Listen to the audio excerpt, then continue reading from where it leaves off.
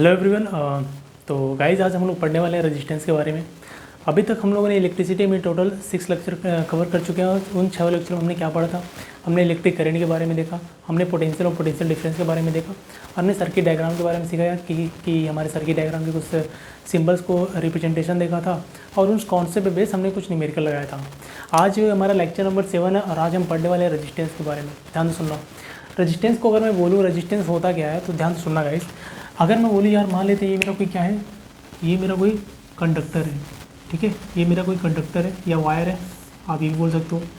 इस वायर में मेरा करंट आई फ्लो हो रहा है, ठीक है। अगर इस वायर में मेरा करंट आई फ्लो हो रहा है, मान लेते हैं इसका कोई रेजिस्टेंस है जिसे हम आर के नाम से जानते हैं। रेजिस्टेंस को डिनोट करते हैं हम आर से, ठीक है। तो रेजिस्टेंस होता क्या है? Resistance is a property of register which opposes flow of current by converting electrical energy into heat energy. पहले ध्यान से सुनना। मान लेते हैं ये मेरा कोई कंडक्टर है, इस कंडक्टर में मेरा करंट फ्लो हो रहा था आई। अब इस कंडक्टर का कुछ ना कुछ इंटरनल रेजिस्टेंस होगा या एक्सटर्नल रेजिस्टेंस भी हो सकता है, ठीक है। तो मैं अगर इंटरनल रेजिस्टेंस ही मान के चल रहा हूँ। अब इंटरनल क्या होता है, एक्सटर्नल क्या होता है, देखते हैं। मान लेते हैं ये मेरा कंडक्टर है, कंडक्टर का ये क्या होता है, ये कंडक्टर में मेरी करंट आई फ्लो हो रही है और ये कंडक्टर का रेजिस्टेंस है, ठीक है। तो अगर कंडक्टर का रेजिस्टेंस है तो बताओ इस resistance is a property of register.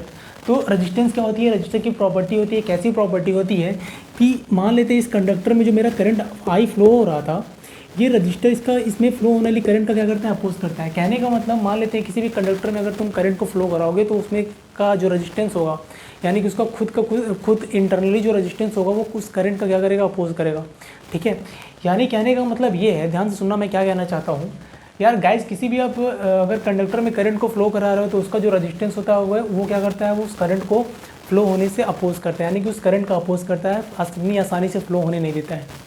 बात समझ में आ रही क्या? हमने पिछले वीडियो में ये भी देखा था यार, ओम्स लॉ के अकॉर्डिंग कि अगर रेजिस्टेंस को हम बढ़ा रहे थे तो हमारा करंट की वैल्यू कम हो रही थी, अगर हम करंट की वैल्यू को बढ़ा रहे थे तो हमारा रेजिस्टेंस की वैल्यू कम हो रही थी, क्योंकि दोनों इन्वर्सली प्रोपोर्शनल थे अकॉर्डिंग टू ओम्स लॉ, हमने कल देखा था, ठीक है। तो वही चीज़ यहाँ पे कुछ यहाँ पे अगर मैं डेफिनेशन की बात करूँ या मैं थ्योरेटिकली बात करूँ, ठीक है।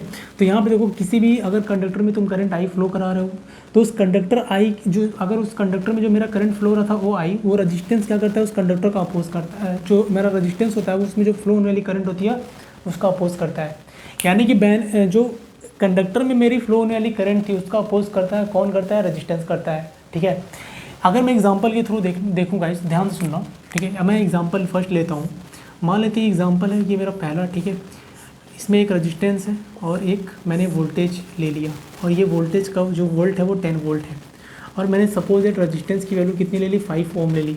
रेजिस्टेंस की यूनिट होती है ओम, ठीक है। चलिए तो अब देखना ध्यान से। आई थिंक गाइज आप लोग सर्किट से फैमिलियर हो गए होंगे, ठीक है। ये देखो एक सर्किट है, छोटा सा सिंपल सा।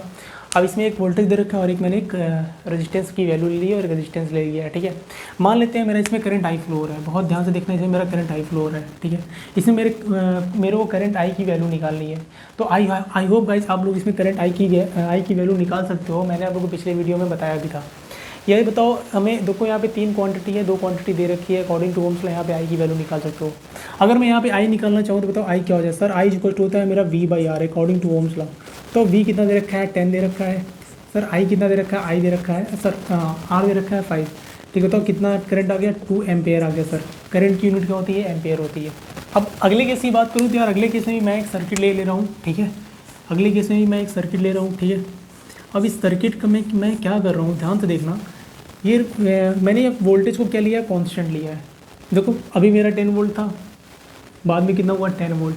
अब इसमें मैं क्या कर रहा हूँ, मैंने रेजिस्टेंस की वैल्यू को बढ़ा दी। ध्यान से सुनना गाइस, बहुत ध्यान से। अगर ये आपने सीख लिया तो यार रजिस्टेंस का पूरा कॉन्सेप्ट आप लोगों को क्लियर होने वाला है। बात समझ में आ रही है क्या? तो देखो ये मेरा 10 वोल्ट था, मैंने रेजिस्टेंस को कितना कर दिया, 50 ओम। पहले कितना था, 5 ओम था, अब कितना हो गया, 50 ओम हो गया, ठीक है। मान लेते इसमें करंट मेरी आई फ्लो रही है। अब इसकी मेरे को आई की वैल्यू निकालनी है। बताओ गाइस आई की वैल्यू कितनी देगी? सर आई होता है according to Ohm's law V/R। अभी सर अभी देखा यहाँ पे V कितना दे रखा है, V दे रखा है 10, R दे रखा है 50। सर करंट कितना हो गया, करंट हो गया 0.2 एम्पेयर। आई थिंक यही हुआ। अगला केस मैं लेता हूँ, मान लेते हैं ये मेरा केस 3 है, केस 3, ठीक है। इस केस 3 में देखो मैं सेम सर्किट ले रहा हूँ। इस सेम सर्किट में मैं क्या कर रहा हूँ, मेरा वोल्टेज को मैं कांस्टेंट रख रहा हूँ और मेरा इस वक्त मैंने रेजिस्टेंस को कितना ले लिया, 500 ओम। बहुत ध्यान से सुनना। अब इसमें मेरी करंट आई फ्लो रही थी, इसमें मेरे को करंट आई निकालना है। मान लेते इसमें मेरे को करंट आई निकालना है, तो इसमें करंट आई कितना हो जाएगा, sir according to Ohm's law I होता है मेरा V बाई आर। गाइस जितनी बार फार्मूला लिखोगे फार्मूला याद हो जाए। I equal to V by R होता है। V कितना दे रखा है सर 10, आई कितना दे रखा है 500। सर करंट की वैल्यू हो गई 0.02 एम्पेयर। ठीक है, ये 0.2 एम्पेयर, ये 2 एम्पेयर। ठीक है, अब मैं केस लेता हूँ, केस नंबर 4। बहुत ध्यान से देखना guys, case number 4। Case number 4 में मेरा वही रेजिस्टेंस है, मैंने वोल्टेज को सेम ले लिया है अभी भी। ठीक है, वही 10 वोल्ट है। मैंने देखो, अब ध्यान से सुनना, मैंने रेजिस्टेंस को क्या किया है, पहले 5 था, अब 50, इधर देखो 500। अब मैंने रेजिस्टेंस को थोड़ा सा और बढ़ाया, तो रेजिस्टेंस को मैंने ले लिया सपोज 5 किलो ओम। किलो का मतलब सर, किलो का मतलब भाई 10⁻3।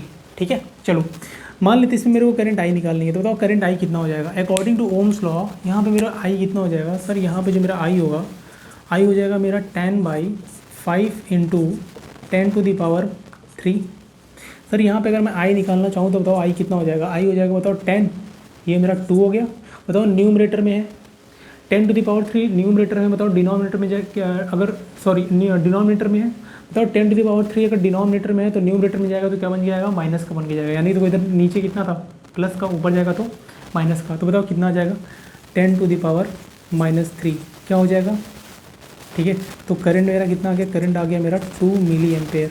अब आपको मिली का फंडा, मिली किलो क्या होता है, मैंने देखो मिली क्या होता है, माइक्रो क्या होता है, ठीक है, पीको क्या होता है, मैंने आपको पहले ही लेक्चर में बता रखा था, पहले या दूसरे लेक्चर में मैंने आपको बताया था यार, वहाँ पे ये कॉन्सेप्ट मैंने दिया था कि मिली कितना होता है, मिली कितना होता है 10⁻³ किलो कितना होता है 10⁻3। ठीक है, चलिए, तो सर कहना क्या चाह रहे हो आप, बहुत ध्यान से सुनना गाइस। देखो रेजिस्टेंस की प्रॉपर्टी क्या होती है कि किसी भी कंडक्टर में मेरा जो करंट फ्लो हो रहा है वो रेजिस्टेंस में फ्लो होने वाली करंट का क्या करता है, अपोज करता है। यानी कि किसी भी रेजिस्टेंस में अगर किसी भी कंडक्टर में मेरा अगर किसी भी कंडक्टर में मेरा अगर करंट फ्लो हो रहा है तो रेजिस्टेंस जो उसका रेजिस्टेंस होता है, उस कंडक्टर का जो रेजिस्टेंस होता है वो उस कंडक्टर का जो रेजिस्टेंस होता है वो उसमें फ्लो होने वाली करंट का क्या करता है, अपोज करता है। यानी कि इतनी आसानी से करंट फ्लो नहीं होने देता। अगर मैं एग्जाम्पल की बात करूँ तो एग्जाम्पल के थ्रू आप लोगों को बहुत ही क्लियरली दिख पा रहा होगा। जैसे ही मैंने यहाँ पे वोल्टेज 10 वोल्ट दे रखा था, मेरा रेजिस्टेंस 5 ओम था, बताओ मेरा करंट कितना था, 2 एम्पेयर था। जैसे ही मैंने वोल्टेज को 10 से, देखो मेरा वोल्टेज सेम था, 10 से कितना था, अभी भी 10 बनाया, लेकिन मैंने क्या किया, रेजिस्टेंस को बढ़ा के 5 से 50 कर दिया। जैसे ही मैंने रेजिस्टेंस को बढ़ा के 5 से 50 किया, देखो मेरा करंट कितना हो गया, 2 एम्पेयर से 0.2 एम्पेयर हो गया।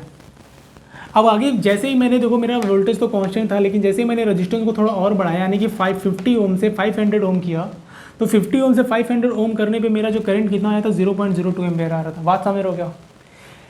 जैसे ही मैंने करंट को 5 किलो ओम किया, बहुत ध्यान से सुनना, जैसे ही मैंने रेजिस्टेंस को 5 किलो ओम किया, मेरा करंट कितना हो गया, 2 मिली एम्पेयर हो गया, यानी कि 2 × 10⁻³ एम्पेयर हो गया। बताओ जैसे ही मैंने रेजिस्टेंस, पहले मेरा रेजिस्टेंस कितना था, 5 ओम था, उसके बाद मेरा रेजिस्टेंस कितना हो गया, 50 ओम था, तब मेरा करंट कितना हो गया, 0.2 एम्पेयर। पहले मेरा करंट कितना था, 2 एम्पेयर। आगे जैसे ही मैंने रेजिस्टेंस को 500 ओम किया, मेरा करंट कितना हो गया, 0.02 एम्पेयर। जैसे ही मैंने रेजिस्टेंस को 5 किलो ओम किया, मेरा रेजिस्टेंस कितना हो गया, 2 मिली एम्पेयर।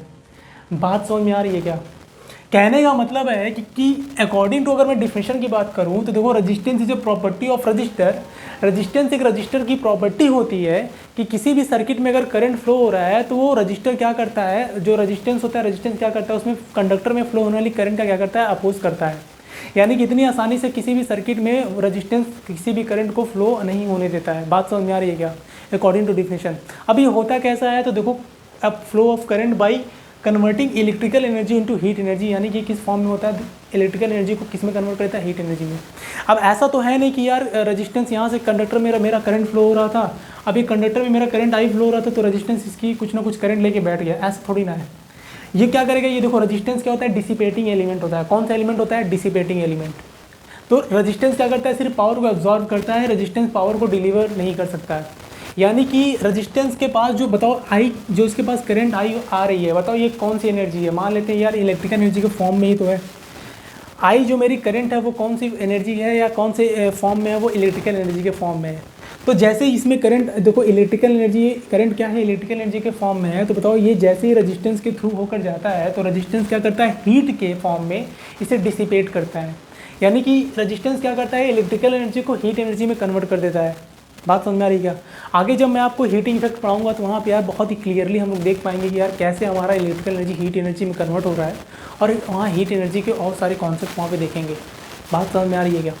तो अगर मैं बोलूँ यार कि किसी भी कंडक्टर में जो मेरा करंट फ्लो होता है उसका जो इंटरनल रेजिस्टेंस या एक्सटर्नल रेजिस्टेंस होता है वो रेजिस्टेंस क्या करता है, उसमें फ्लो होने वाली करंट का क्या करता है, अपोज करता है। अच्छा, यहाँ से आप लोग क्लियरली देख पा रहे हो यार कि पहले मैंने 10 वोल्ट दिया तो मेरा रेजिस्टेंस कितना था, 5 ओम था, तो मेरा करंट कितना था, 2 एम्पेयर। उसके बाद मैंने रेजिस्टेंस को बढ़ाया तो मेरा करंट कितना हो गया, 0.2 एम्पेयर। उसके बाद मैंने रेजिस्टेंस को और बढ़ाया तो मेरा करंट और कम हो गया, 0.02 एम्पेयर। उसके बाद मैंने रेजिस्टेंस को और ज़्यादा किया तो मेरा करंट कितना हो गया, बहुत कम हो गया, यानी कि 2 मिली एम्पेयर हो गया। यानी कहने का मतलब है अगर मैं रेजिस्टेंस को बढ़ाते जाता हूँ, पहले मैंने 5 किया, 5 से 50 किया, 50 से 500 किया, फिर 500 से 5 किलो ओम किया, तो मेरा देखो करंट की वैल्यू देखो, जैसे जैसे मैं रेजिस्टेंस को बढ़ा रहा था मेरा करंट कम होता गया। पहले 2 हुआ, फिर 0.2 हुआ, फिर 0.02 एम्पेयर हुआ, फिर मेरा 2 मिली एम्पेयर हुआ, यानी कि 2 × 10⁻³ एम्पेयर हुआ। अच्छा, यानी कहने का मतलब ये है कि अगर आप रेजिस्टेंस को इतना ज़्यादा देखो, हम लोगों ने पिछले वीडियो में देखा था ओम्स लॉ के अकॉर्डिंग कि रेजिस्टेंस की वैल्यू बहुत ज़्यादा कर देंगे तो हमारा करंट क्या हो जाएगा, बहुत कम हो जाएगा। बात समझ में आ रही है क्या? इसीलिए देखो यहाँ से क्लियरली सर्किट में भी आप लोग देख पा रहे हो, थोड़ा सा फीलिंग फैक्टर वाला मैंने यहाँ पे पॉइंट उठाया कि हाँ कि रेजिस्टेंस में कैसे करंट मेरा कम होता है। अगर मैं रेजिस्टेंस की वैल्यू बढ़ा दूँ करंट मेरा कम होता है, थोड़ा फील के साथ मैं आपको बताने की प्रयास कर रहा हूँ, ठीक है। तो देखो जैसे मैंने रेजिस्टेंस को बढ़ाते जा रहा हूँ मेरा करंट क्या हो रहा है, कम होते जा रहा है। अगर मैं रेजिस्टेंस को इतना बढ़ा के, मान लो आइडियल केस में लेता हूँ, मैं आइडियल केस लेता हूँ गाइस, अगर मैं मान लो रेजिस्टेंस को बढ़ा के मैंने इन्फिनिटी कर दिया, आइडियली तो कुछ होता नहीं है बट ठीक है, मान आइडियली मैं रेजिस्टेंस को इतना ज़्यादा किया, इतना ज़्यादा बढ़ाया कि रेजिस्टेंस मेरा कितना हो गया, इन्फिनिटी हो गया। बताओ जब मेरा रेजिस्टेंस इन्फिनिटी हो जाएगा तो उस वक्त मेरा करंट कितना हो गया, बहुत कम हो जाएगा, बहुत कम। यानी कि अगर आइडियल केस मैंने ले रखा है तो अगर मैंने रेजिस्टेंस को इन्फिनिटी ले रखा है तो मेरा करंट कितना हो जाएगा, 0। बात समझ में आ रही है क्या? कहने का मतलब ये है कि सर अगर आप ये कहना चाह रहे हो कि मैंने पहले रेजिस्टेंस को 5 ओम किया था तो मेरा करंट की वैल्यू ज़्यादा थी, जैसे सर आप रेजिस्टेंस को बढ़ा रहे हो तो मेरा करंट सर कम हुआ, और मैंने रेजिस्टेंस को बढ़ाया तो और कम हुआ, तो और मैंने रेजिस्टेंस को 5 किलो लिया तो यार मेरा जो करंट हुआ और कम हो गया, ठीक है। सर क्या मैं रेजिस्टेंस को ऐसे और इन्फिनिटी ले लूँ तो मेरा करंट 0 हो जाएगा? हाँ हो जाएगा, लेकिन वो आइडियल केस में होगा, प्रैक्टिकली थोड़ी ना ऐसा होता है। प्रैक्टिकली यार कुछ ना कुछ उसका रेजिस्टेंस होगा, कुछ ना कुछ इसमें करंट तो फ्लो होगा, बहुत ही कम अमाउंट में। मान लेते हैं कि मैं रेजिस्टेंस को इतना ज़्यादा किया, इनफाइनाइट तो नहीं बट प्रैक्टिकली में बहुत ज़्यादा कर दिया, तो यार करंट की वैल्यू इतनी कम होगी, ऑलमोस्ट इतनी कम होती है कि ऑलमोस्ट हम लोग निग्लेजिबल मान लेते हैं, यानी कि हम लोग ये मान के चलते हैं यार करंट ना के बराबर फ्लो हो रहा है प्रैक्टिकल केस में, अगर मैंने रेजिस्टेंस को बहुत ज़्यादा ले लिया। बात समझ में आ रही है? तो अगर मैं रेजिस्टेंस और करंट का ग्राफ या कर्व बनाना चाहता हूँ तो कैसा बनेगा, आइए देख लेते हैं गाइस। मान लेते हैं ये देखो, ये मेरा रेजिस्टेंस है R और ये मेरा करंट I है, ठीक है। ये मेरा रेजिस्टेंस इधर इंक्रीज़ हो रहा है और मेरा करंट किधर इंक्रीज़ हो रहा है, इधर इंक्रीज़ हो रहा है, ठीक है। देखो ये एक्स एक्सेस पे मेरा रेजिस्टेंस है, वाई एक्सेस पे मेरा क्या है, करंट है। तो जैसे बढ़ती वैल्यू के बढ़ती रेजिस्टेंस के साथ साथ जो करंट मेरा क्या होता है, डिक्रीज़ होता है। ये देखो, तो इसका ग्राफ गाइस कुछ ऐसा बनेगा, ये बढ़ती रेजिस्टेंस के साथ मेरा करंट डिक्रीज हो गया, यानी कि इसका ग्राफ कुछ गिरता हुआ बनेगा। बात समझ में आ रही है क्या? अगर इसमें और आगे ले लेता हूँ कुछ इस तरीके से, कहने का मतलब ये है कि जब आप रेजिस्टेंस मेरा 0 था, ध्यान से सुनना, जब मेरा रेजिस्टेंस 0 था तो उस वक्त करंट मेरा कितना था, इनफाइनाइट था। देखो यहाँ पे जिस वक्त मेरा रेजिस्टेंस 0 था तो मेरा करंट कितना था, इनफाइनाइट था। जैसे मैंने रेजिस्टेंस को थोड़ा सा बढ़ाया, तो मेरा करंट की वैल्यू कुछ ना कुछ कम हो गई। फिर जैसे मैंने रेजिस्टेंस को और बढ़ाया, मान लेते हैं इस वाले पॉइंट पे लिया, तो यार मेरा देखो करंट की वैल्यू कितनी हो गई, और कम हो गई। अगर मान लेते हैं मेरा रेजिस्टेंस को मैंने इस पॉइंट पे ले लिया, तो यार देखो रेजिस्टेंस की वैल्यू मैंने यहाँ पे ले ली, तो देखो करंट की वैल्यू पहले से और कम हो गई। बात समझ में आ रही है क्या? अगर मैं सर रेजिस्टेंस को इन्फिनिटी लेके चला जाता हूँ, देखना ध्यान से, अगर मैं रेजिस्टेंस को इन्फिनिटी ले लूँ, मान लो मेरा रेजिस्टेंस बहुत ज़्यादा हो, इतना मैंने रेजिस्टेंस की वैल्यू बढ़ाते गए और जब मैंने रेजिस्टेंस को बढ़ाते उसकी मैक्सिमम वैल्यू यानी कि इन्फिनिटी पोजीशन पे ले गए, तो बताओ उस वक्त मेरा जो करंट होगा वो अपनी मिनिमम वैल्यू पे आएगा, और मिनिमम वैल्यू कितनी होगी गाइस, 0 होगी। बात समझ में आ रही है क्या? यानी कि गाइस तभी आप लोग बहुत ही आसानी से बोल देते हो यार कि जब रेजिस्टेंस को बढ़ाते जाओगे तो मेरा करंट कम होता जाएगा। यानी कि एक वक्त ऐसा आएगा कि रेजिस्टेंस मेरा इन्फिनिटी को टेंड करेगा तो करंट मेरा 0 को टेंड करेगा। तो जब बताओ रेजिस्टेंस इन्फिनिटी को टेंड करेगा तो करंट 0 को टेंड करेगा। अब करंट 0 होने का मतलब है कि सर्किट में मेरा कोई भी करंट नहीं फ्लो हो रहा है। सर्किट में कोई अगर करंट नहीं फ्लो नहीं हो रहा है तो यानी सर्किट मेरा क्या है, ओपन सर्किट है। तो बहुत आसानी से ये बोला जाता है कि यार अगर रेजिस्टेंस इन्फिनिटी है, करंट 0 है, तो सर्किट की किस तरह बिहेव करेगा, सर्किट गाइस ओपन सर्किट की तरह बिहेव करता है। मैंने आपको पिछले वीडियो में ये बता भी रखा था, और यहाँ पे थोड़ा सा बहुत ही अच्छी तरीके से आई होप क्लियर भी हो गया होगा कि देखो मैंने जब रेजिस्टेंस को बढ़ाते गए तो मेरा करंट कम होता गया और ये मेरा रेजिस्टेंस और करंट का कर्व था। ठीक है, ये आई और आर का क्या है, curve, I versus R curve. ठीक है, ये मेरा आई वर्सेस आर कर्व है। ये तब की है जब ये बार वोल्टेज क्या है, वोल्टेज कांस्टेंट नहीं था, बट यहाँ पे वोल्टेज कांस्टेंट। अगर ये वोल्टेज कांस्टेंट होगा तो ये लाइन यार गिरेगी तो, लेकिन ऐसे सीधे गिरेगी। बात समझ में आ रही क्या? ये तब का कर्व है जब यार मेरा वोल्टेज कांस्टेंट नहीं है। ठीक है, लेकिन मैंने यहाँ पे वोल्टेज को कांस्टेंट लिखा था, लेकिन बुक में ऐसे ही दे रखा था, तो यार ऐसे ही समझ। लेकिन यार देखो, अगर वोल्टेज कांस्टेंट नहीं होगा, अगर वोल्टेज कांस्टेंट नहीं हुआ तो कर्व तो यही बनेगा, लेकिन अगर वोल्टेज कांस्टेंट हुआ तो ये ग्राफ यार गिरता हुआ तो बनेगा, इसी नेचर का बनेगा, बट यार वो सीधा होगा, थोड़ा सा लीनियर नेचर का होगा। बात समझ में आ रहा हो क्या? ठीक है, अब देख लेते हैं यार कि ये तो समझ में आ गया कि हाँ अगर रेजिस्टेंस को बढ़ाएंगे तो मेरा करंट कम होगा, ये तो बात अच्छे से समझ में आ गई। ठीक है, अब रेजिस्टेंस के बारे में थोड़ा सा और देख लेते हैं।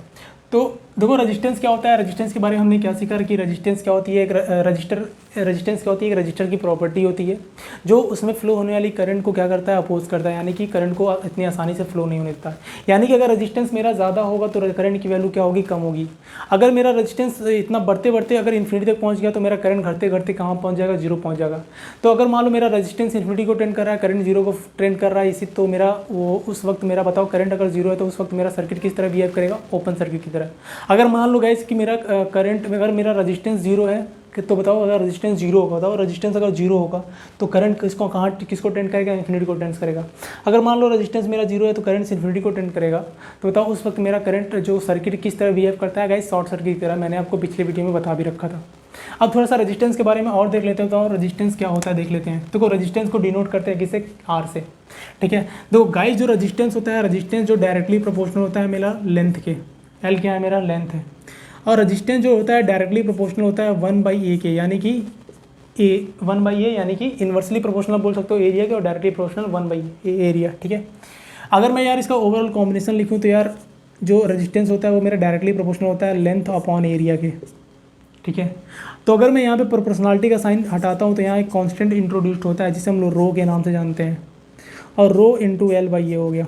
सर यहाँ पे रो क्या है, रो होता है गाइज रजिस्टिविटी। अभी रो के बारे में बात करेंगे। ठीक है, अभी हम रो के बारे में बात करेंगे। रो क्या होती है, रजिस्टिविटी होती है। तो अगर रो रजिस्टिविटी होती है तो मैं यहाँ पे लिख दे रहा हूँ वेयर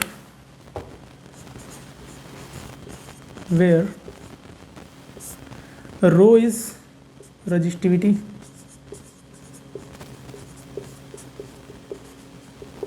रो मेरा क्या होता है, रजिस्टिविटी होता है। गाइस जो स्मॉल एल है वो क्या है मेरा लेंथ है, और यहाँ पे ए क्या है मेरा क्रॉस सेक्शन एरिया।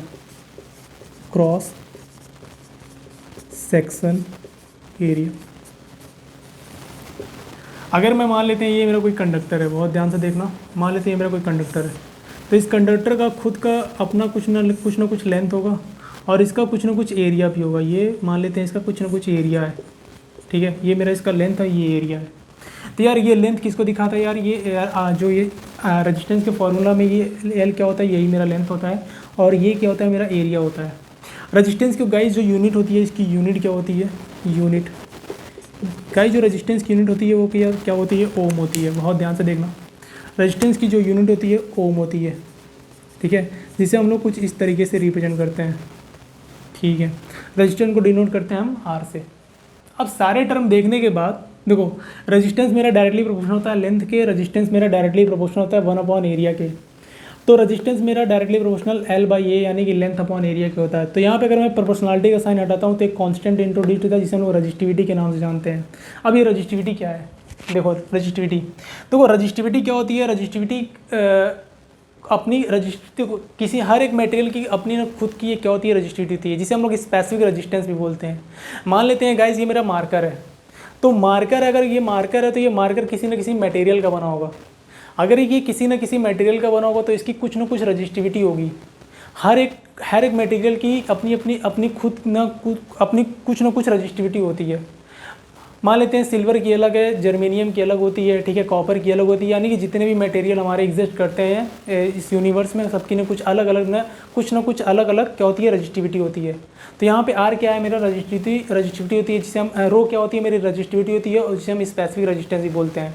अच्छा, यानी कि अगर मैं रेजिस्टेंस के बारे में थोड़ा सा देखूं तो रेजिस्टेंस की बताओ, रेजिस्टेंस मेरा डायरेक्टली प्रोपोर्शनल है लेंथ के।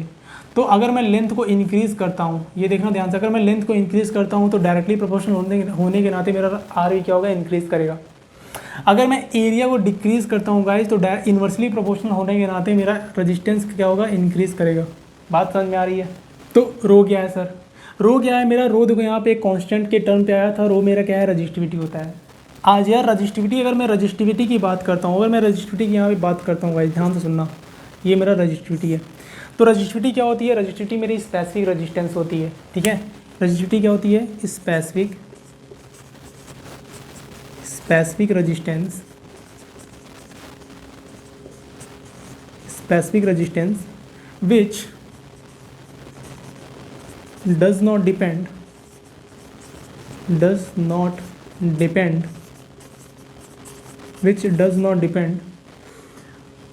on physical dimension, which dimension, physical dimension, कौन सा डायमेंशन, फिजिकल डायमेंशन। कहने का मतलब यार रजिस्टिविटी किसी भी फिजिकल डायमेंशन पे डिपेंड नहीं करती। फिजिकल डायमेंशन पे डिपेंड ना करने का मतलब क्या हुआ, देखो मैंने रेजिस्टेंस को बताओ, रेजिस्टेंस में मेरा जो रेजिस्टेंस डायरेक्टली प्रोपोर्शनल था लेंथ के, बताओ मैंने लेंथ को इंक्रीज़ कर रहा था, मेरा रेजिस्टेंस क्या होता है, इंक्रीज़ कर रहा था। मैं एरिया को डिक्रीज़ किया तो मेरा रेजिस्टेंस भी क्या होगा, इंक्रीज़ होगा। बट रजिस्टिविटी के साथ ऐसा होता क्या, नहीं। आइए थोड़ा रजिस्टिविटी का फॉर्मूला देख लेते हैं। अगर मैं रजिस्टिविटी का फॉर्मूला देखता हूँ तो बताओ रजिस्टिविटी ये बताओ आर इक्वल टू क्या है, रो एल बाई ए है। अगर मैं रजिस्टिविटी का फॉर्मूला देखूँगा गाइस, ध्यान से देखना, बताओ आर इक्वल टू कितना है, रो एल बाई ए है। अगर मैं यहाँ पे गाइस इस फॉर्मूले को उठा के यहाँ लेता हूँ, R equal to rho L by A, बताओ मेरे को किसका फॉर्मूला निकालना है, रजिस्टिविटी यानी कि रो का। बताओ ये एरिया इधर आके क्या हो जाएगा, मल्टीप्लाई, तो क्या हो जाएगा, R into A equal to rho into L. बताओ यहाँ से रो निकालना है, रो बताओ रो कितना हो जाएगा, रो हो जाएगा आर ए बाई एल, यही तो होगा। यानी कि जो मेरा रजिस्टिविटी का फॉर्मूला क्या आ गया, रजिस्टिविटी का जो फॉर्मूला आ गया sir, R equal to rho equal to R into A by L. Sir इसकी यूनिट क्या होगी, देखना ध्यान से, बताओ एरिया की यूनिट क्या होती है सर, एरिया की यूनिट होती है मीटर स्क्वायर, बचपन से पढ़ते आ रहे हैं सर, एरिया की यूनिट होती है सर मीटर स्क्वायर। अच्छा सर लेंथ की क्या होती है, सर लेंथ का बचपन से पढ़ते आ रहे हैं, लेंथ का होता है सर मीटर। अच्छा बताओ यहाँ बचा कौन, बचा रेजिस्टेंस। बताओ रेजिस्टेंस की यूनिट क्या होती है, अभी बताया गाइस। बताओ एरिया की यूनिट मीटर स्क्वायर होती है, मैंने लिखा। लेंथ की यूनिट मीटर होती है, बचपन से पढ़ते आ रहा है। बताओ रेजिस्टेंस की यूनिट क्या होती है, अभी पढ़ा कि रेजिस्टेंस की यूनिट क्या होती है, ओम होती है। बताओ रेजिस्टेंस की यूनिट क्या होती है, ओम होती है। बताओ यहाँ पे क्या है, मल्टीप्लाई होगा, ओम होगा। बताओ यहाँ पे कोई दिक्कत, बताओ यहाँ पे कोई डाउट आ रहा है क्या। देखो यूनिट निकालने का बहुत ही अच्छा तरीका कि यार आपको यूनिट अगर बोल रहा हो तो यार फॉर्मूले से निकाल सकते हो। देखो rho equal to R into A by L, तो बताओ ए का यूनिट क्या होता है, मीटर स्क्वायर होता है, एरिया का लेंथ का मीटर होता है, और आर का भी मैंने पढ़ा क्या होता है, ओम होता है ये, ठीक है। बताओ 1 मीटर से 1 मीटर कैंसिल हो गया, अरे ये देखो ये मीटर स्क्वायर है, नीचे 1 ही मीटर था, ऊपर मीटर स्क्वायर था, कैंसिल हो गया। बताओ रजिस्टिविटी की यूनिट क्या होती है, तो आई थिंक रजिस्टिविटी की यूनिट यहाँ से साफ साफ दिख रही है, क्या होता है, ओम इंटू मीटर। ये बहुत ही इंपॉर्टेंट है। रजिस्टिविटी की यूनिट जनरली लोगों को याद नहीं होता, और यार 1 नंबर में क्वेश्चन भी पूछ लेते हैं कभी कभी कि यार बताओ रजिस्टिविटी की यूनिट क्या होती है, तो वहाँ पर आपको 4 ऑप्शन मिलेगा। पहला ऑप्शन मिलेगा ओम इंटू मीटर, दूसरा ऑप्शन मिलेगा ओम पर मीटर होता है, या तीसरा ऑप्शन मिलेगा मीटर पर ओम होता है, या ऐसा चौथा दे देगा नॉन ऑफ दिस, या और कुछ भी। तो वहाँ से आप लोग यार क्लियरली आप लोग देख सकते हो कि रजिस्टिविटी की यूनिट क्या होती है, ओम इंटू मीटर। अब बात आती है मेन मुद्दे पे। मेन मुद्दा क्या सर, मेन मुद्दा ये कि बताओ यहाँ पे रेजिस्टेंस डिपेंड कर रहा था फिजिकल डायमेंशन पे। ये देखो लेंथ के बढ़ने के साथ साथ मेरा रेजिस्टेंस बढ़ रहा था, एरिया के घटने के साथ मेरा रेजिस्टेंस बढ़ रहा था, और एरिया के बढ़ने के साथ मेरा रेजिस्टेंस क्या होगा, डिक्रीज करेगा। बट रजिस्टिविटी में ऐसा है क्या, देखो यहाँ अगर मैं फॉर्मूले के हिसाब से देखूँ तो बताओ एरिया के बढ़ने से मेरा रजिस्टिविटी डिक्रीज होना चाहिए, हाँ होना चाहिए, क्योंकि यहाँ डायरेक्टली प्रोपोर्शनल दिख रहा है। और बताओ अगर लेंथ के घटने से मेरा रजिस्टिविटी बढ़ना चाहिए, हाँ बढ़ना चाहिए, क्योंकि इन्वर्सली प्रोपोर्शनल दिख रहा है। बट ऐसा नहीं होता है गाइस। अभी मैंने यहाँ पे देखो एक नोट पॉइंट लिखा है, ये बहुत ही इंपॉर्टेंट पॉइंट है जो मैंने लिखा है, ये मैंने इसे स्टार मार्क कर रहा हूँ। ये बहुत ही इंपॉर्टेंट पॉइंट क्यों है, देखो यहाँ पे लिखा हुआ है साफ साफ कि स्पेसिफिक रेजिस्टेंस यानी कि रजिस्टिविटी जो होती है which does not depend on physical dimension. Resistivity physical dimension यानी कि लेंथ, ये एरिया से किसी भी चीज़ों से रजिस्टिविटी को मतलब ही नहीं है। रजिस्टिविटी किस पे डिपेंड करती है, अपने खुद के मटेरियल पे डिपेंड करती है, और हर एक मटेरियल का अपना, हर एक जो दुनिया में जितने भी मटेरियल होते हैं उसका अपना खुद न कुछ रजिस्टिविटी होती है। बात समझ में आ रही है क्या? आप लोग ये बुक में दे रखा है यार, कई सारे एलिमेंट दे रखे हैं और कई सारे एलिमेंट की रजिस्टिविटी वहाँ पे क्लियरली आप लोग को एनसीईआरटी बुक में बहुत ही सिंपल वे में दे रखा है, तो आप लोग क्लियरली दे सकते हो। देखो रजिस्टिविटी कहने का, देखो रजिस्टिविटी अपने मटेरियल पे कैसे डिपेंड करती है, फिजिकल डायमेंशन पे कैसे क्यों नहीं डिपेंड करती है, थोड़ा सा बात कर लेते हैं। मान लो गाइज ये मेरा मार्कर है, मैंने मार्कर पहले मान लो ये मार्कर की लेंथ L थी, मैंने मार्कर की लेंथ को थोड़ा खींच के कितना कर दिया, 2L कर दिया। तो बताओ अगर मैंने मार्कर की लेंथ को खींच के 2L कर दिया तो बताओ मैंने लेंथ को क्या किया है, इंक्रीज़ किया है, तो रजिस्टिविटी घटनी चाहिए। बट ऐसा नहीं होता है। क्यों नहीं होता है? क्योंकि बताओ ये तो मार्कर जो जिस मटेरियल से बना होगा, यानी बताओ किसने किसी प्लास्टिक से बना होगा, यार इसकी प्लास्टिक में मैंने चेंजेस किया है क्या? यानी कि इसके जो मार्कर जिस मटेरियल से बना था उस मटेरियल में मैंने कुछ चेंजेस किया है क्या? नहीं, पहले भी वही मटेरियल था, अभी भी वही मटेरियल, बस यार इसकी मैंने लेंथ को इंक्रीज़ कर दिया। बताओ अगर लेंथ को इंक्रीज़ किया तो क्रॉस सेक्शन एरिया कम हुआ होगा। यानी कहने का मतलब है जो मेरा रजिस्टिविटी होती है, रजिस्टिविटी मेरा फिजिकल डायमेंशन पे डिपेंड नहीं करती। यार लेंथ को घटाओ बढ़ाओ, एरिया को घटाओ बढ़ाओ, रजिस्टिविटी से कोई मतलब नहीं है। रजिस्टिविटी तभी चेंज होगी जब आप मटेरियल चेंज करोगे। बताओ मैंने मार्कर का कोई मटेरियल चेंज किया क्या? नहीं। तो कभी कभी आप लोगों को क्वेश्चन में पूछ लेता है कि बताओ मान लो मेरा कोई वायर है, उस वायर को मैंने L, पहले उसका लेंथ L था, बाद में उसके लेंथ को मैंने 2L कर दिया, तो बताओ उसकी रजिस्टिविटी क्या होगी? ऑप्शन में 4 ऑप्शन मिलेंगे, बताओ सेम रहेगा, डबल हो जाएगा, हाफ हो जाएगा, नॉन ऑफ द अबव। तो वहाँ पे आप लोग क्लियरली बता सकते हो कि अगर मेरा रजिस्टिविटी क्या, जब तक मटेरियल चेंज नहीं करेंगे तब तक मेरा उसकी रजिस्टिविटी चेंज नहीं होगी। किसी भी मटेरियल की रजिस्टिविटी किस पे डिपेंड करती है? अपने खुद के मटेरियल पे डिपेंड करती है। जब मटेरियल चेंज करोगे तभी रजिस्टिविटी चेंज होगी, नहीं तो रजिस्टिविटी चेंज नहीं होगी। बात समझ में आ रही है क्या? अच्छा, तो यहाँ से आप लोग क्लियरली आप लोग को ये पता चल गया होगा यार कि रजिस्टिविटी फिजिकल डायमेंशन पे डिपेंड नहीं करती है। तो फॉर्मूले से ये मत देख लेना यार कि अगर मेरा L डिक्रीज़ करेगा तो सर रजिस्टिविटी इंक्रीज़ करेगी, और L एरिया इंक्रीज़ करेगा तो रजिस्टिविटी इंक्रीज़ करेगी, ऐसा कुछ नहीं होता है। तो यार हमने देखा कि यार जो हमारा रजिस्टिविटी क्या होती है, रजिस्टिविटी किसी भी फिजिकल डायमेंशन पे डिपेंड नहीं करती है। और रेजिस्टेंस क्या होता है? रेजिस्टेंस जो हमारा होता है फिजिकल डायमेंशन पे डिपेंड करता है। यानी कि रेजिस्टेंस को अगर लेंथ को इंक्रीज़ करोगे तो हमारा क्या होगा? रेजिस्टेंस इंक्रीज़ करेगा। अगर एरिया को डिक्रीज़ करोगे तो मेरा रेजिस्टेंस इंक्रीज़ करके, ये हमने देखा। अच्छा सर, यानी कि सर्किट में अगर रेजिस्टेंस, बताओ अगर L को बढ़ाते जाओगे तो रेजिस्टेंस बढ़ता जाएगा, अगर रेजिस्टेंस बढ़ता जाएगा तो सर करंट की वैल्यू कम होती जाएगी। बात समझ में आ रही है क्या? यानी कि अगर बताओ करंट को कम नहीं करना है, यानी कि उसका लेंथ क्या करो, कम कर दो। लेंथ कम करोगे तो रेजिस्टेंस कम होगा, रेजिस्टेंस कम होगा तो करंट की वैल्यू बढ़ेगी। बात समझ में आ रही है क्या? तो कभी कभी होता है कि आप लोगों के घरों में जो हैवी इक्विपमेंट होते होंगे, जैसे कि फ्रिज हो गया या फिर AC हो गया, ऐसे कुछ इक्विपमेंट होते होंगे, तो यार उनका अलग से क्या होता है, एक प्लग होता है, या अलग से कोई सॉकेट आप बोल सकते हो, उन्हें प्लग या सॉकेट बोल सकते हो, ठीक है। जिसका यार आप वायर देखते होगे, यार वायर मोटा होता है। यार उसका वायर क्यों मोटा होता है, कि उसका वायर मोटा क्यों होता है पता है आपको? उसका वायर इसलिए मोटा होता है यार कि बताओ क्योंकि उसे करंट ज़्यादा ड्रॉ करना है। बताओ अगर उसे करंट ज़्यादा ड्रॉ करना है तो बताओ अगर मैं I लिखूँ, यहाँ ध्यान से देखना, अगर मैं I लिखता हूँ V/R, बताओ आपके घरों में जो हैवी इक्विपमेंट होते हैं उसको क्या करना होता है, करंट ज़्यादा ड्रॉ करना होता है। बताओ अगर करंट को ज़्यादा ड्रॉ करना है तो रेजिस्टेंस कम होना चाहिए। अच्छा, रेजिस्टेंस कम होना चाहिए, यानी कि रेजिस्टेंस को अगर कम होने के लिए क्या होना पड़ेगा, लेंथ को कम करना पड़ेगा। यानी कि लेंथ को कम करने यानी कि रेजिस्टेंस को कम करने के लिए एरिया को बढ़ाना पड़ेगा। देखना ध्यान से, जो आपके हैवी इक्विपमेंट होते हैं, हैवी इक्विपमेंट को क्या चाहिए होता है, उन्हें करंट ज़्यादा चाहिए होता है।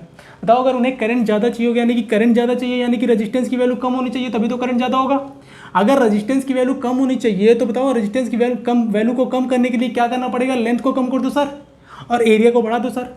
तो क्या होता है कि जो आपके घरों में जो हैवी इक्विपमेंट के जो वायर होते हैं गाइज, वो कुछ इस तरीके से होते हैं, बहुत ध्यान से देखना कि यार उनका लेंथ क्या होता है। बताओ लेंथ कम होना चाहिए, ठीक है, बताओ लेंथ कम होना चाहिए, यानी कि लेंथ कम होना चाहिए, और एरिया क्या होना चाहिए, ज़्यादा होना चाहिए। तो गाइस इसका जो क्रॉस सेक्शन एरिया होता है, यानी कि जो इसके नंबर ऑफ टर्न्स होते हैं वो कम होते हैं। नंबर ऑफ टर्न्स करने का मतलब इसके लेंथ को कम कर दिया जाता है और एरिया को बढ़ा दिया जाता है। बताओ जितना ज़्यादा एरिया होगा उतना ही ज़्यादा करंट फ्लो होगा। यानी कि यहाँ से एक रिलेशन और मिलता है कि जो करंट होता है वो मेरा डायरेक्टली प्रोपोर्शनल एरिया के होता है। जितना ज़्यादा एरिया रहेगा उतना ज़्यादा मेरा करंट की वैल्यू होगी। यानी कि करंट को अगर ज़्यादा फ्लो कराना है तो यार क्या चाहिए, हमें मोटा वायर चाहिए।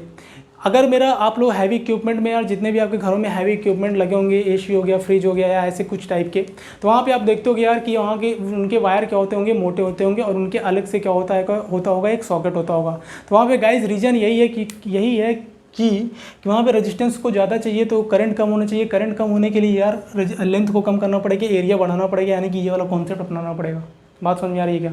अच्छा, बात समझ में आ रही है? ठीक है, अब देखते हैं यार कि बताओ ये अगर मेरा बताओ अगर मेरा एरिया अगर मैंने सर लेंथ को ज़्यादा कर दिया, अगर बताओ लेंथ को ज़्यादा कर दोगे तो रेजिस्टेंस भी ज़्यादा हो जाएगा, रेजिस्टेंस अगर ज़्यादा हो जाएगा, अगर रेजिस्टेंस ज़्यादा होगा तो क्या हो जाएगा बताओ, अगर लेंथ ज़्यादा हो जाएगा तो रेजिस्टेंस ज़्यादा हो जाएगा, रेजिस्टेंस ज़्यादा हो गया यानी एरिया कम हो जाएगा।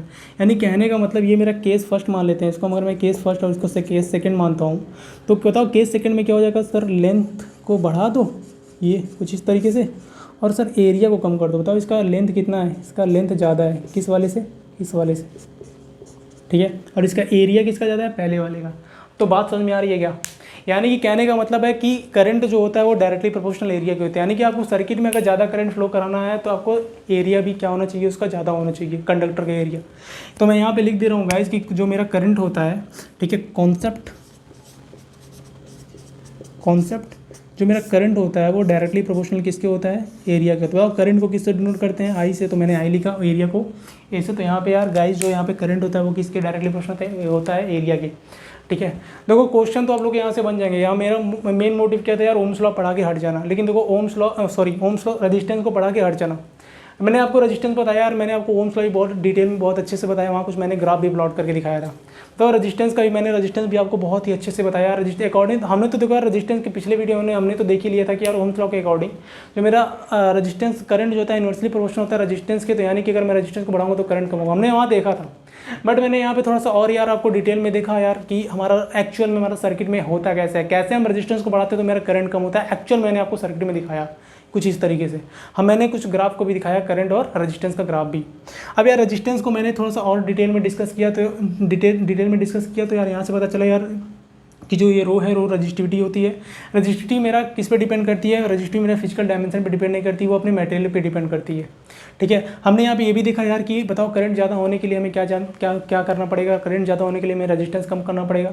रेजिस्टेंस कम होने के लिए लेंथ क्या होना चाहिए, कम होना चाहिए, और लेंथ कम होने के बताओ रेजिस्टेंस कम होने के लिए मेरा एरिया क्या होना चाहिए, ज़्यादा होना चाहिए। तो यहाँ पर मैंने आपको कुछ दो केसेस में बताया, और यहाँ पे मैंने कुछ रजिस्टिविटी की यूनिट के बारे में बात किया और कुछ रजिस्टिविटी के बारे में थोड़ा सा और बात किया। और हमने ये भी देखा यार कि करंट हमारा डायरेक्टली प्रोपोर्शनल एरिया के होता है, और कैसे होता है मैंने ये भी देखा।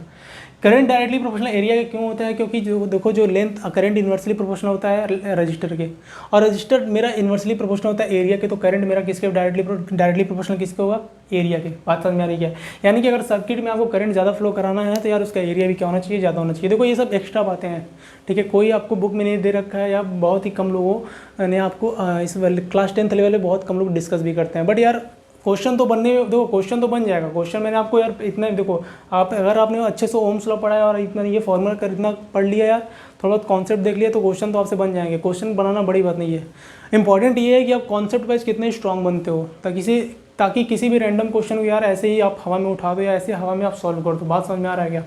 अच्छा, तो यार मैंने यहाँ पे रेजिस्टेंस के बारे में बात की, रजिस्टिविटी के बारे में बात की, और मैंने आपको रेजिस्टेंस का कुछ दिखाया भी यार कि रेजिस्टेंस देखो एक्चुअल में होता क्या है। सर्किट में करंट अगर फ्लो कराओगे तो एक्चुअल में क्या होता है, कैसे मेरा करंट बढ़ता है, कैसे मेरा करंट घटता है, कैसे मेरा रेजिस्टेंस बढ़ता है, कैसे मेरा रेजिस्टेंस घटता है। अब मैं बात करता हूँ टेम्परेचर डिपेंडेंट पे, ठीक है, यानी कि रेजिस्टेंस मेरा डिपेंड कैसे करता है, टेम्परेचर पे, ठीक है। तो टेम्परेचर पे या डिपेंडेंसी की बात करूँ तो मैंने आपको यार पिछले वीडियो में बताया था कि जो रेजिस्टेंस होता है गाइज, मेरा रेजिस्टेंस होता है वो मेरा क्या होता है, फंक्शन ऑफ टेम्परेचर होता है। क्या होता है, फंक्शन ऑफ टेम्परेचर होता है। जो मेरा रेजिस्टेंस होता है वो फंक्शन ऑफ टेम्परेचर होता है, यानी कि टेम्परेचर के बढ़ने के साथ साथ, टेम्परेचर के वेरी होने या बढ़ने के साथ साथ, ठीक है, रेजिस्टेंस वेरी करता है।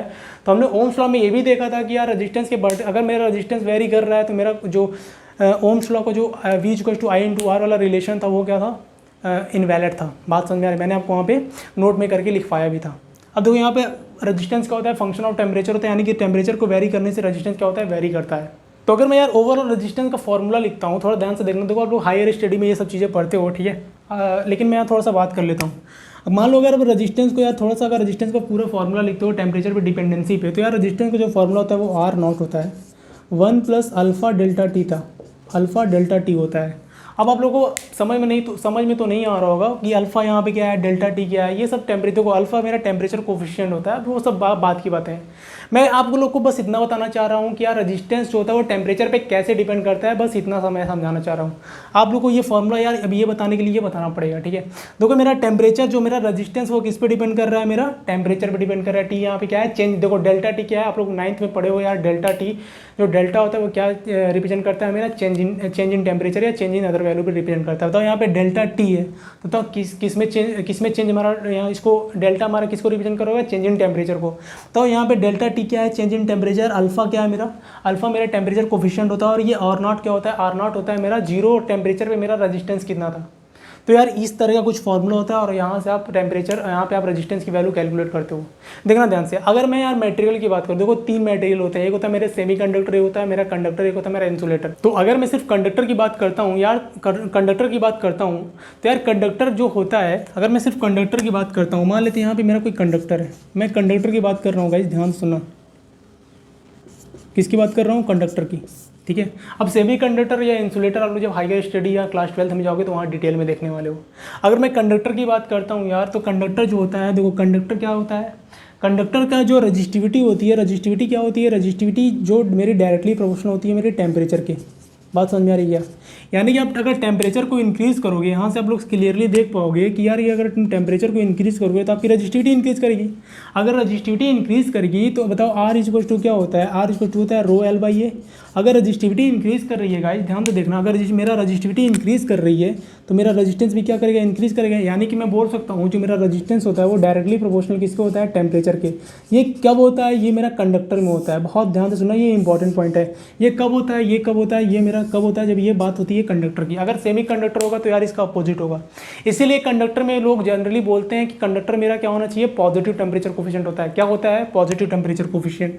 यानी कि बढ़ते टेम्परेचर के साथ साथ मेरा रजिस्टिविटी बढ़ता है, तो मैं यहाँ पे लिख दे रहा हूँ पॉजिटिव टेम्परेचर कोएफिशिएंट, ठीक है। यानी कि अब मैं बोल सकता हूँ यार कि बढ़ते रेजिस्टेंस के साथ साथ मेरा रजिस्टिविटी बढ़ती है, बढ़ते रेजिस्टेंस के साथ मेरी रजिस्टिविटी बढ़ती है। अगर रजिस्टिविटी बढ़ेगी तो मेरा रेजिस्टेंस बढ़ेगा। यानी कि मैं बोल सकता हूँ रेजिस्टेंस जो होता है मेरा डायरेक्टली प्रोपोर्शनल क्या होता है, टेम्परेचर के। यानी कि बढ़ते टेम्परेचर के साथ मेरा रेजिस्टेंस बढ़ता है। इसीलिए यार कि ओम्स लॉ में आपको रेजिस्टेंस को आपको कॉन्स्टेंट लेने के लिए बोला गया था कि यार अगर आप रेजिस्टेंस को वेरी करोगे तो ये जो मेरा वी आई कर्व वाला प्लॉट होगा वो मेरा लीनियर नहीं होगा, ठीक है। अगर आप रेजिस्टेंस को वेरी करोगे, अगर आप रेजिस्टेंस को वेरी करोगे तो यार V equal to I into R जो फॉर्मूला था हमारा वो इनवैलिड हो जाता है। इसलिए रेजिस्टेंस को क्या करना पड़ता है, कांस्टेंट करना पड़ता है वहाँ पे ओम्स लॉ में। अगर नहीं करोगे तो इनवैलिड हो जाएगा, ये हमने देखा था, ठीक है। चलिए, तो यार गाइस मैंने आपको आई होप सारी चीज़ें क्लियर कर दी है। अब मैंने आपको देखो क्या क्या देखा, हमने देखा यार रेजिस्टेंस क्या होता है, ठीक है। उसके बारे में थोड़ा फील लिया कि रेजिस्टेंस एक्चुअल में सर्किट में होता क्या है, कि कैसे हमारा रेजिस्टेंस को एक वक्त इनफाइनाइट कर दोगे तो मेरा करंट जीरो हो जाता है, और कैसे हम इतनी आसानी से यार डिफिनेशन में बोल देते हैं कि हमारा रेजिस्टेंस क्या होता है, करंट को अपोज करता है, ठीक है। अब कैसे करता है यार, ये कुछ मैंने आपको मैथमेटिकल कैलकुलेशन करके दिखाया है यार, कि यहाँ पे देखो एक्चुअल में दिख रहा है कि हमारा रेजिस्टेंस के बढ़ने के साथ साथ मेरा करंट क्या हो रहा है, घट रहा है। और मैंने आपको ग्राफ के थ्रू भी बताया, देखो मेरा रेजिस्टेंस के बढ़ने के साथ साथ मेरा करंट का क्या हो रहा है, डिक्रीज कर रहा है, ठीक है। और मैंने आपको कुछ कॉन्सेप्ट के वाइज कुछ सर्किट के थ्रू भी मैंने आपको एक्सप्लेन करने की कोशिश की है, ठीक है। तो जो हमारा डिफिनेशन में लिखा था वो हमने देखा। अब डिफिनेशन में एक चीज़ ने हमने देखा, हमने क्या नहीं देखा कि यार converting electrical energy into heat energy. अब यार ये रेजिस्टेंस क्या करता है, इलेक्ट्रिकल एनर्जी को हीट एनर्जी में कन्वर्ट कर देता है। जब मैं आपको हीटिंग इफेक्ट पढ़ाऊंगा, इस ध्यान से सुनना, जब मैं आपको हीटिंग इफेक्ट पढ़ाऊंगा यार, तो हीटिंग इफेक्ट में मैं दिखाऊंगा यार कैसे जो मेरा रेजिस्टेंस होता है वो पावर को ऑब्जर्व करता है, और वहाँ पे कैसे इलेक्ट्रिकल एनर्जी हीट एनर्जी में कन्वर्ट हो जाती है। बात समझ में आ रही है क्या? तो गाइज यहाँ आज का ये वीडियो यहीं पे रहने देते हैं, ठीक है। मैं अब देख लेते हैं कि मैंने पढ़ा क्या क्या। मैंने रेजिस्टेंस देखा, रेजिस्टेंस के कुछ कॉन्सेप्ट देखे, ठीक है। रेजिस्टेंस का हमारा आई वर्सेस आर का कर्व देखा। हमने यार देखा कि हमारी इसकी यूनिट क्या होती है, इसकी यूनिट ओम होती है, ठीक है। हमारा रेजिस्टेंस का डिपेंडेंसी देखा, किसके डिपेंड करता है, लेंथ पे डिपेंड करता है, एरिया पे डिपेंड करता है, किस तरीके से करता है मैंने आपको बता दिया है। उसके बाद यहाँ पे रो क्या होता है, रो रजिस्टिविटी होती है। रो रजिस्टिविटी जो होती है सब, देखो गाइज इस बोर्ड पे सबसे इंपॉर्टेंट क्या था, रजिस्टिविटी। रजिस्टिविटी में भी इंपॉर्टेंट क्या था कि हमारा जो इसका फिजिकल रजिस्टिविटी जो हमारा डिपेंड करता है फिजिकल डायमेंशन पे डिपेंड नहीं करता। यानी कि रजिस्टिविटी किस पे डिपेंड करता है, अपने खुद के मटेरियल पे डिपेंड करता है। यानी कि जब आप मटेरियल चेंज नहीं करोगे तो हमारा रजिस्टिविटी चेंज नहीं होने वाला है। बात समझ में आ रही है? और फिर हमने ये भी देखा यार कि हमारा कॉन्सेप्ट जो हमारा ये कॉन्सेप्ट देखा कि यार जो हमारा करंट होता है वो डायरेक्टली प्रोपोर्शनल क्या होता है, एरिया के। बहुत ही इंपॉर्टेंट कॉन्सेप्ट है ये, ठीक है। आपके यहाँ से अगर ये आपको कॉन्सेप्ट पता है तो यार कई क्वेश्चन तो ऐसे ही बन जाने वाले हैं, ठीक है, कि यार डायरेक्टली प्रोपोर्शनल एरिया क्या होता है। बात समझ में आ रही है? ठीक है। हमने यहाँ पे देखा यार कि रेजिस्टेंस का जो हमारा रजिस्ट्री का फॉर्मूला क्या होता है, हमारा यूनिट क्या होती है रजिस्टिविटी की, ये सब सारी चीज़ें देखी। हमने कुछ टेम्परेचर डिपेंडेंसी की बात की कि हमारा रजिस्टेंस कैसे डिपेंड करता है टेम्परेचर पे, ठीक है। अब यार इतना भी आई थिंक यार इतना इनफ है आपको क्लास 10th लेवल पे। यार क्लास 10th में मैंने आपको बहुत ज़्यादा बता दिया, ठीक है। ये जनरली इतना कोई आपके बुक में भी नहीं दे रखा है, और जनरली कोई इतना डिस्कस भी नहीं करता है। पता तो सबको होता है, ठीक है, बट उतना कोई डिस्कस नहीं करता है, ठीक है। चलिए तो गाइज थोड़ा सा देखो, क्वेश्चन बनने की बात नहीं है, क्वेश्चन तो आसानी से बन जाएंगे। मान लो कोई क्लास 9 का भी लड़का अगर पहली बार ज़िंदगी में अपने ओम्स लॉ पढ़ा है या थोड़ा बहुत फार्मूले के पता है, तो यार क्वेश्चन तो बन जाएंगे, क्योंकि बहुत ही आसान आसान क्वेश्चन आते हैं, NTSC हो या बोर्ड हो कोई भी, ठीक है। बट थोड़ा आप कॉन्सेप्ट वाइज जितना स्ट्रांग होता है, ये स्ट्रांग होते हो, ये इंपॉर्टेंट होता है, ठीक है। तो मैंने आपको यार बस वही मेरा फंडा है कि यार आपको कॉन्सेप्ट पर आपको जितना मैं अच्छे अच्छे कॉन्सेप्ट दे सकूँ दूँ, ठीक है। तो यार आई होप गाइस आप लोग को ये वीडियो यार बहुत पसंद आया होगा, ठीक है। देखो मैंने रेजिस्टेंस के सारे जितने भी रेजिस्टेंस की कहानी होती है सारी जितने भी रेजिस्टेंस की कहानी होती है मैंने सारी इस बोर्ड पे लिख दी है, ठीक है। चलिए आप तक क्लास 10th लेवल पे इतना इनफ है। चलिए तो गाइज़ मिलते हैं नेक्स्ट वीडियो में, ठीक है।